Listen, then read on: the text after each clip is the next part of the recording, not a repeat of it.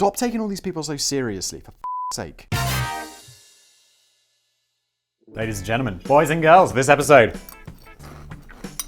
is brought to you by the fine people over at Magic Spoon.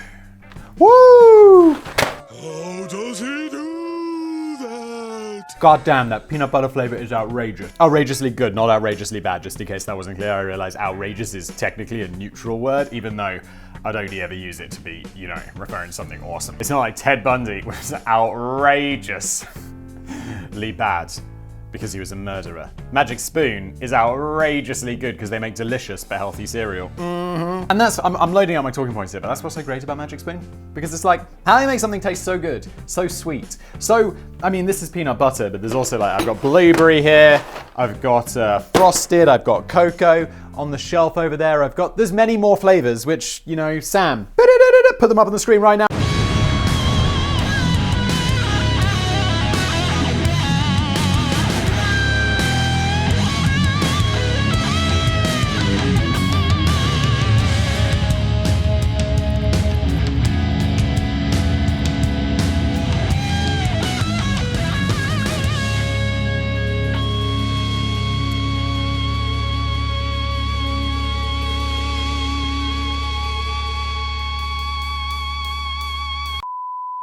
They just make it so good. I used to love cereal as a kid. I used to smash bowl. My parents, they got to a stage where I'd come down and I don't know if you Americans have them, but cool. Was it Crunchy Nut Cornflakes?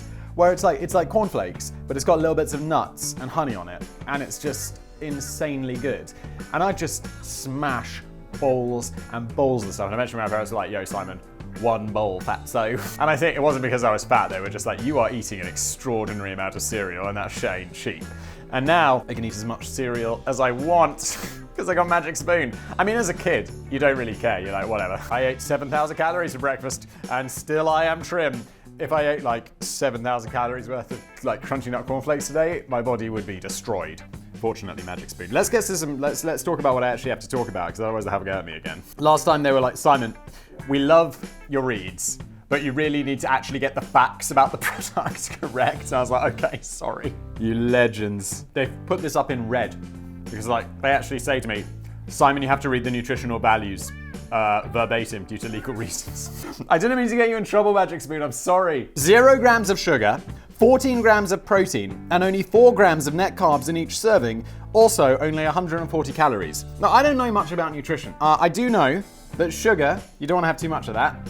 Protein, you want to have more of that because it makes you a big, muscly motherfucker. And 4 grams of net carbs.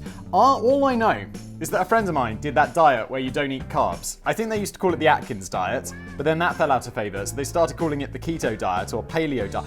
I don't know. I'm not into all of it. All I know is that my friend got on there and he stopped eating carbs and he became not fat. And I'm like, wow, that's quite good. It tastes amazing. Honestly, too good to be true. I already said that, but in a less talking point way.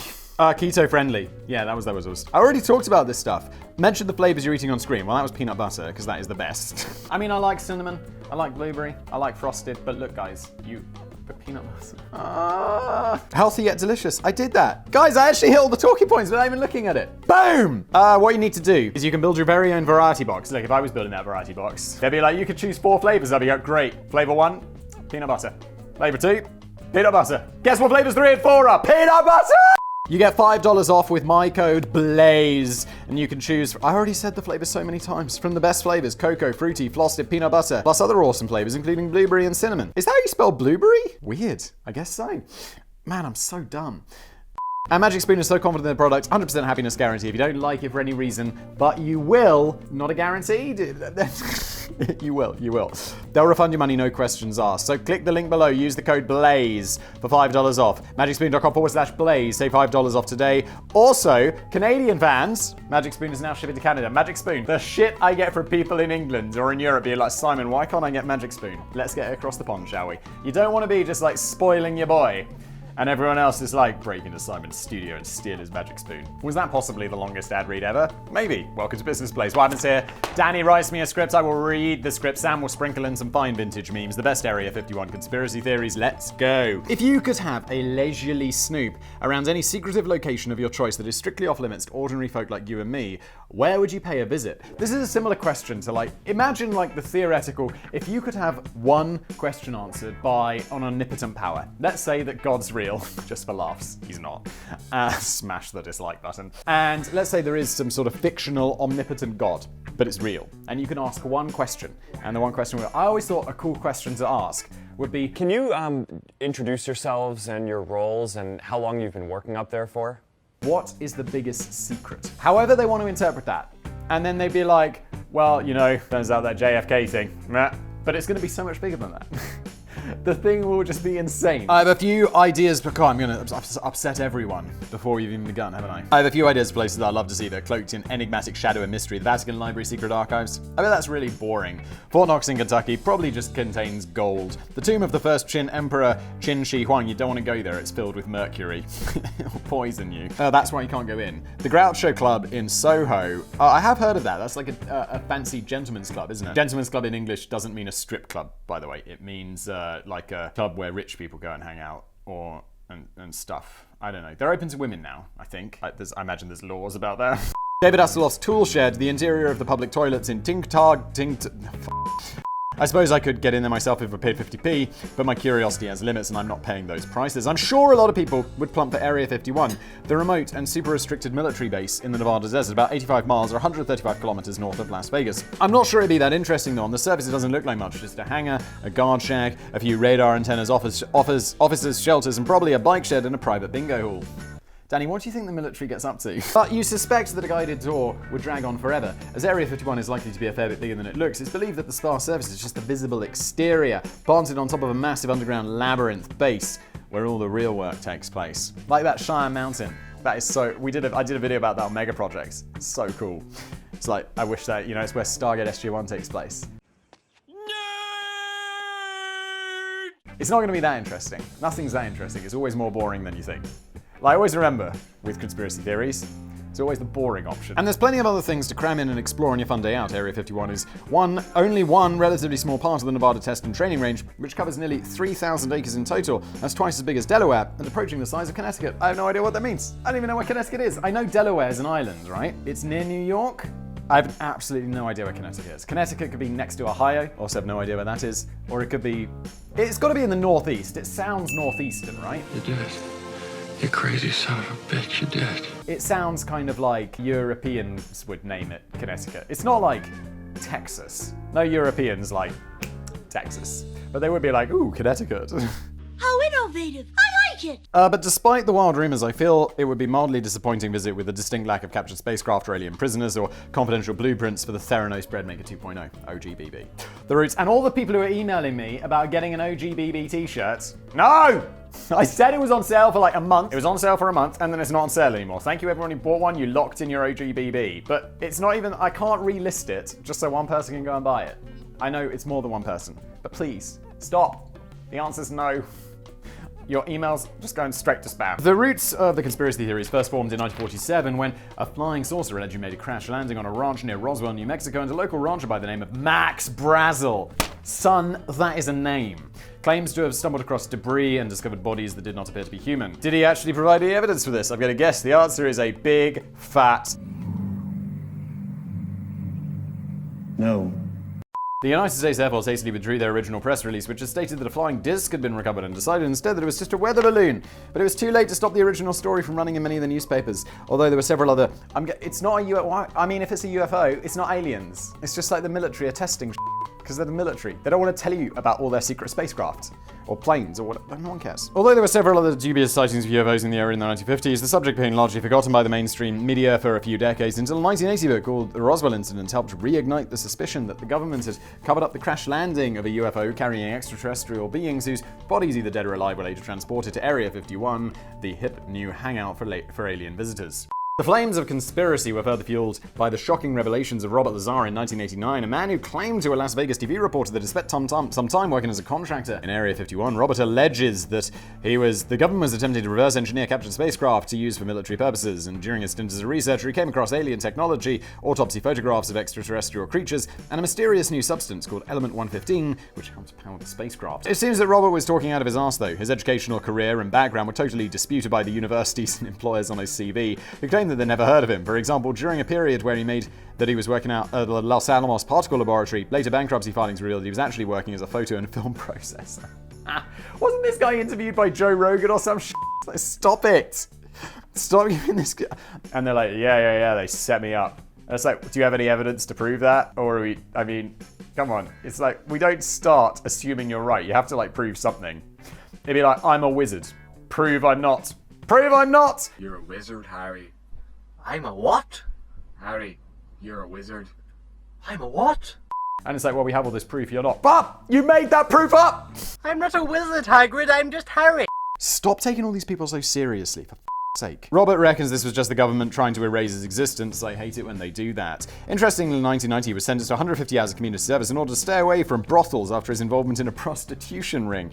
And he was arrested again in 2006 for shipping illegal chemicals across state lines. Uh-oh. 150 hours? For his involvement in a prostitution ring? America, come on, it's like life without parole, isn't it? Come on now. As recently as 2017, his workplace was raided by the FBI. Sam, play the meme!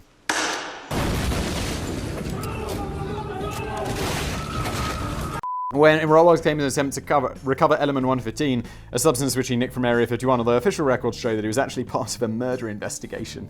Maybe the government really is out to get to him. Or maybe he's a bit of a naughty boy. Unlikely though, it's no secret that Area 51 is one of the world's worst kept secrets, and it wasn't even officially acknowledged by the CIA until 2013. And that weather balloon story from 1947 certainly was fake news. Documents declassified in the 1990s revealed it was actually a nuclear surveillance balloon created for a top secret program called Project Mogul. Yeah, I wonder why they covered that up. Maybe because it's a top secret program. But you're bound to get a bit of misinformation and secrecy coming out of a facility which is thought to develop and test experimental aircraft and weapon systems, and which by its very nature isn't really in a position to publish fun newsletters covering exactly what it's been doing over the summer.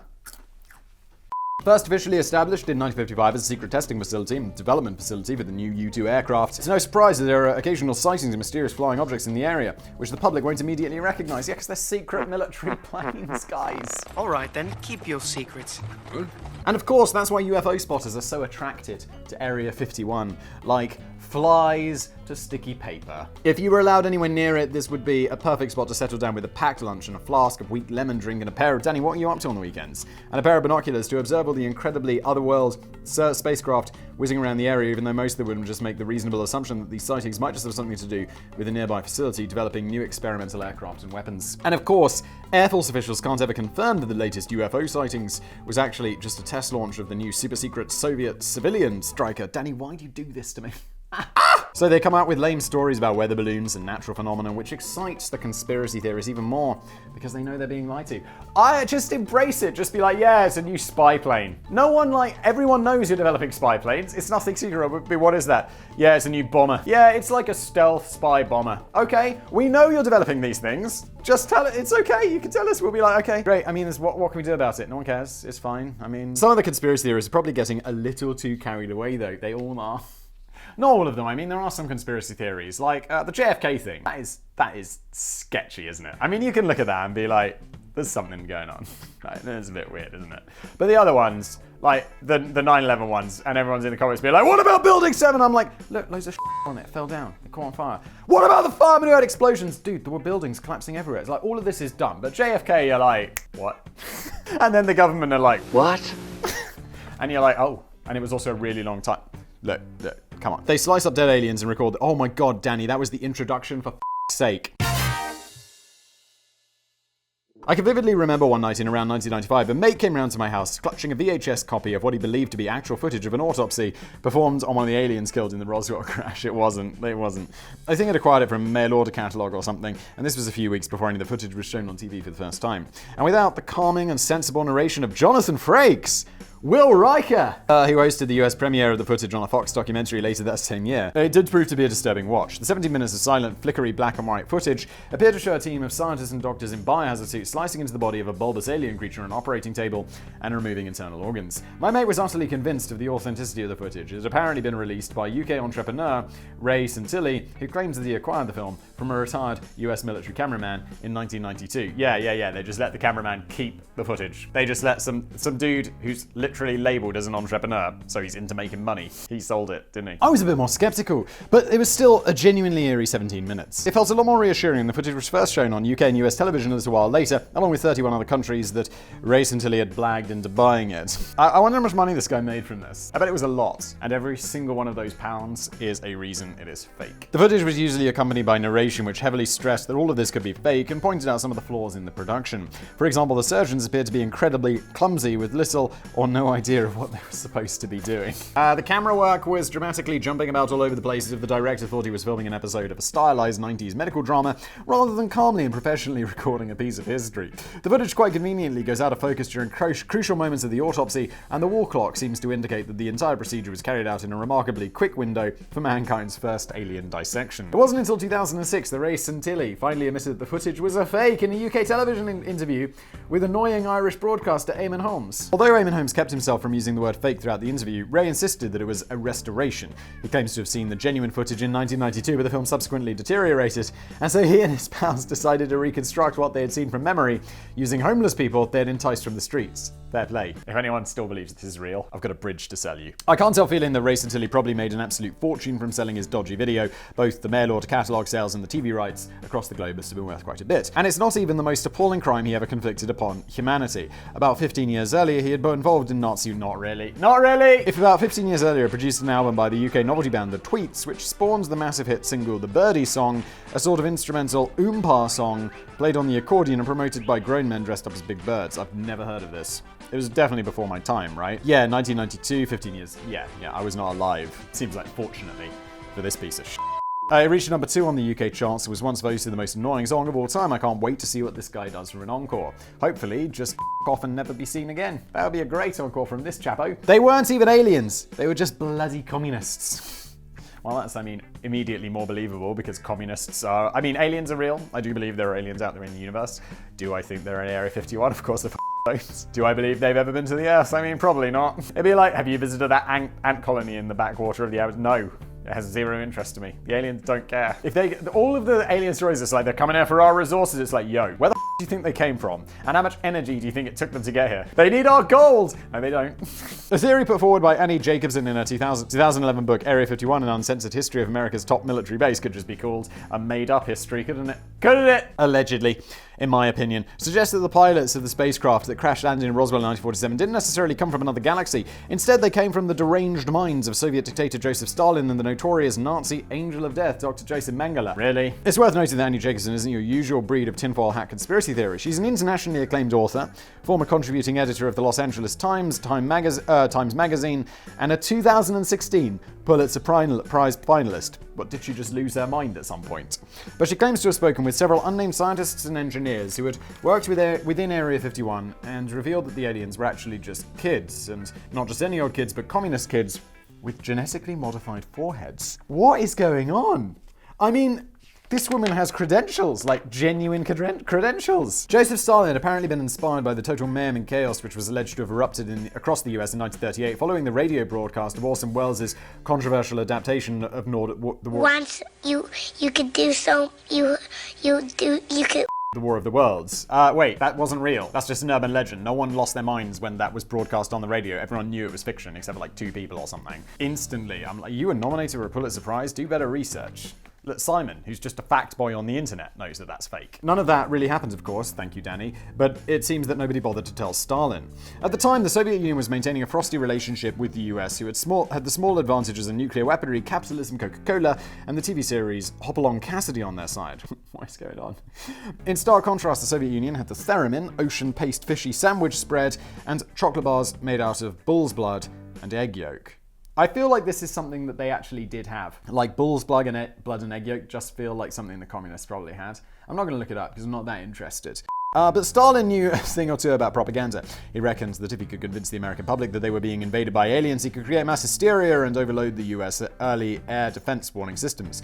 So because look, when the military people see the kids with giant foreheads, they're not immediately going to be like, it's aliens. Watch out.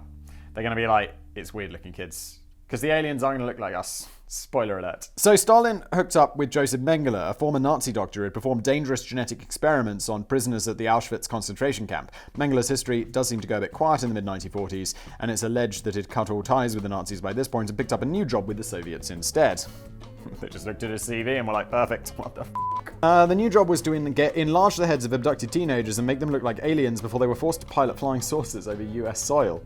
I mean, this is way more believable than aliens. In return, Mengele was promised a flashy new genetics laboratory in which he could conduct his future barbaric experiments. The plan went a bit wrong when the fake alien teenagers crashed the flying saucer to bits near Roswell. Some of Annie Jacobson's supposed eyewitnesses told the author that bodies were found crashed alongside the craft. These were not aliens, nor were they consenting airmen. These were human guinea pigs. Unusually petite for pilots, they appeared to be children. Each was under 5 feet tall. They were grotesquely deformed, but each in the same manner as the others. They had unusually large heads and abnormally shaped, oversized eyes. Intriguingly, it appears that the second CIA director, Walter Bedell Smith, was genuinely concerned about the Soviet Union pulling a stunt like this. He sent a string of memos to the National Security Council revealing his anxiety about how a Soviet UFO hoax could potentially leave the US vulnerable to attack. This is incredible. I mean, this author does have all these credentials, but these are just kind of interviews that she did with people who had their own stories, right? And even if they're corroborating each other, it's a long time. Color me skeptical, okay? Not as wildly skeptical as I am about all the other crazy shit.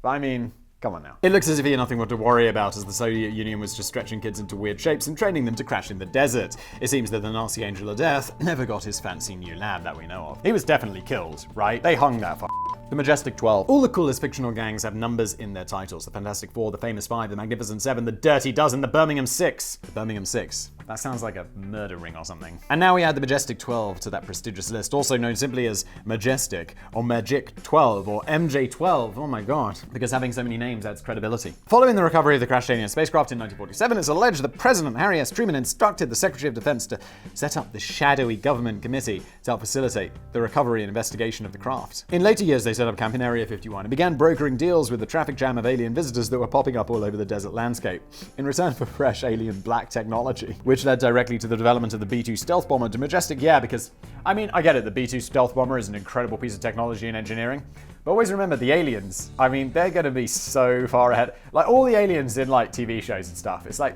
they're ahead of us, usually. I mean, they're not coming to Earth and they're more stupid than us.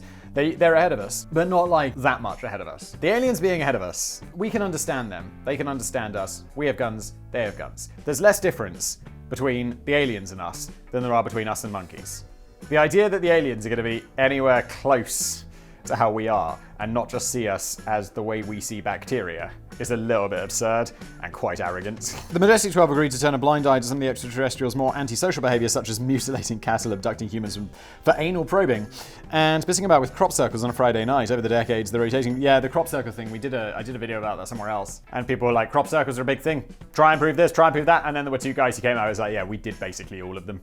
We just did them all. We thought it was funny. We wanted people to believe in aliens. It's all fake. Legends. Over the decades, the rotating group of scientists and military leaders and powerful businessmen have allegedly been beavering away down at Area 51 on plans to form a one-world government, which would jointly be ruled by the elite of humanity and extraterrestrial societies. Wow. Come on. I'm disappointed that I haven't really heard of many of the alleged members of the Majestic 12, though. President Truman was himself an original member, along with inventor and scientist Dr. Vannevar Bush, the first director of the CIA, and a few retired admirals and laboratory boffins. Sadly, there's no sign at all that the most truly influential people of the 20th century, Tom Hanks, Will Smith, Oprah Winfrey, Hulk Hogan. What is Hulk Hogan doing in there? I'm aware of how destiny is gonna take its course, brother. Brothers. We're invited to join the club. I mean, I get that Hulk Hogan's famous, but he's not like these guys. It'd be like Tom Hanks, Will Smith, Oprah Winfrey, Simon Whistler. It's like, look, I know I'm not up there, and neither are you, Hulk. It looks as if the game night might be up in 1984 when several leaked government secret documents began to circulate among ufologists, which is a real word, apparently. For God's sake, which related to the official formation of the Majestic 12 and bore the presidential signature of Truman himself. The FBI later concluded that they were completely bogus. It's noted that the signatures have been quite crudely copied from other documents and pasted into these new forgeries without even getting rid of the accidental scratch marks that had appeared in the original. amateurs. At least do it properly. Here's the funny thing though. The documents may have been fake, but they contain very obscure, genuine information which has not been made public record even if the FBI couldn't figure out who was behind them. An insider. This has naturally led conspiracy theorists to conclude the documents were officially faked by a higher authority to purposefully cast doubt on the Majestic 12 theories and throw people off the scent. I don't know what it was, I don't know what it is, but it's always going to be the more boring one. By the way, if you've ever wondered why JFK was assassinated, this is apparently was on instruction from the Majestic 12, following fears that he was about to expose the whole operation. So now we know. Yeah, it was that was the reason. That was the reason. Time travelers. If there's one place on Earth that's making progress on unlocking the secrets of time travel, it must surely be the hidden underground laboratories at Area 51. Using technology harvested from the endless supply of crashed spacecraft piloted by presumably drunk alien drivers, it's speculated that the true purpose of Area 51 is to provide a private and peaceful environment in which America's finest scientific minds can work together on solving some of mankind's greatest mysteries, which have thus far proved elusive, such as the secrets behind teleportation, immortality, the KFC recipe, and most intriguingly of all, time travel. And there might be some truth to it. Back in 2004, a Florida man conspiracy theorist called Nigel Fruitcake. What? Really? Managed to break into Area 51 with security guards that all wanted to offer a cigarette break, and he managed to record a compelling evidence of time travel experiments which he shared online with an audience of billions. Billions? The footage clearly showed a man being transported back in time to observe firsthand how the ancient Egyptians tamed dinosaurs to help with the construction of the pyramids, and oh my god, and a woman getting transported into the far future time when Elizabeth Holmes from Theranos is finally put on trial. President George W. Bush was forced to publicly admit that Area 51 had indeed managed to discover an effective method of time travel, and Nigel Fruitcake was later hailed as a national hero for helping to expose the truth. But then somebody from this didn't happen. But then someone from Area 51 was sent back in time to the day before Nigel's break-in and threw the poor Florida man down a haunted well, altering the timelines and preserving the secrets of Area 51 long into the distorted future. That's what I heard anyway. Danny, did you just make that one up? Was that just all made up? Area 51 is empty. Finally, this is possibly my favorite Area 51 conspiracy theory of all time, and perhaps the one most likely to be closest to the truth, even if the odds against it are still probably about 1,000,000 to 1. Whilst all these people are speculating about the dark experiments and alien prisoners lurking in the vast underground chambers of Area 51, what if there was truthfully absolutely nothing going on at all? It sounds quite reasonable anyway, considering that so much attention has been focused on Area 51 over the last 60 years. Would it actually be the last place on Earth the US would use as a location for top secret research on anything? Hell yeah. Could they even be quietly encouraging all of these wild and crazy theories, as they certainly don't go out of their way to debunk them? Yeah, but they're not going to go out of their way to debunk them, because they're just going to be like, why? We don't care. Like, you can talk all you want. Like, with the US government, we're just making spy planes and like, they'll be like aliens. It's like, great, believe what you want. I don't care, because it's not real. So that was a fucking lie. In a massive attempt to misdirect attention from the real research facility, which has been successfully hidden away for decades, without ever generating a single headline. Yeah, of course there are those places. Don't they call them black sites or whatever that we're not supposed to know about? It would be clever if this was true and Area 51 was just an empty decoy, even if the US aren't really attempting to reverse engineer alien technology and only concerned with the slightly more down-to-earth development and research of new aircraft and weapons. It would still be fascinating to think that the real research was all quietly going on undercover beneath a sugar shack in Vermont. What's a sugar shack? What's going on? All this time, the employees that roll up to Area 51 have actually just been playing darts all day in the mess room, or maybe occasionally throwing weird electronic frisbees in the air to mess with people's minds and purposefully help spread the propaganda, which is helping to keep the real facility out of sight and mind. Yeah, but if that was the case, these people, someone would have come forward. It's been a long time. Someone would be like, it's all fake. There'd be a conspiracy theory about that, there'd be evidence, but there's not. It's just a government base. It's just a boring government base where they test spy planes. Has this video been really boring because I don't believe any of this shit? Probably. Smash that dislike button. If that's the case, maybe a day out of Area 51 would be a crushing disappointment unless you really fancy a go on one of the pinball machines. I would imagine they've at least got the Buck Rogers table, OGBB. The truth is out there, and perhaps everyone is still looking in completely the wrong direction. This has been an episode of Business Blaze brought to you by the legends over at Magic Spoon. Thank you, Magic Spoon, you heroes. You can get, I think it's $5 off. Use the code BLAZE, link below. Thank you for watching.